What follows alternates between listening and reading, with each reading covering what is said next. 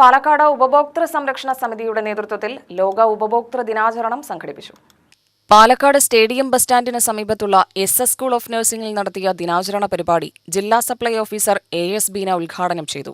നമ്മൾ ഈ ഓരോ നിയമങ്ങളും സർക്കാർ, അതായത് ഓരോ ആക്ട് സർക്കാർ നിലവിൽ കൊണ്ടുവരുമ്പോഴും ആ ആക്ട് എന്തിനു വേണ്ടിയാണ് കൊണ്ടുവരുന്നത് എന്നുള്ളത് നമ്മൾ പലപ്പോഴും അറിയാറില്ല. അത് ശരിയായ വണ്ണം അറിഞ്ഞ രീതിയിലല്ല നമ്മളത് ഉപയോഗിക്കുന്നത്. എല്ലാവർക്കും അതിനെക്കുറിച്ച് അവയർനെസ് ഉണ്ടാവില്ല.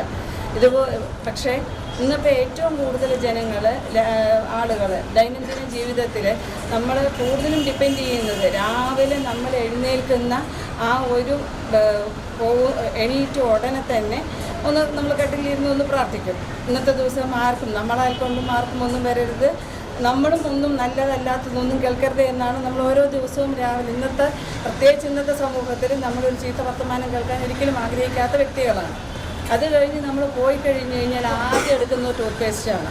അവിടുന്ന് തുടങ്ങുന്നു ഒരു ഉപഭോക്താവിൻ്റെ ഒരു രാവിലത്തെ ദിവസം.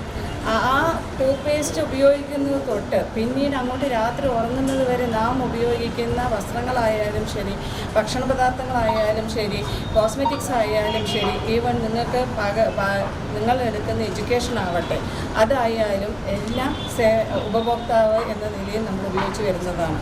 SS school of nursing managing director doctor S Sunitha അധ്യക്ഷയായി. പാലക്കാട് ഉപഭോക്തൃ സംരക്ഷണ സമിതി vice president Sundaran Kakkathara, principal V Priya, R Sivadasan എന്നിവർ പ്രസംഗിച്ചു.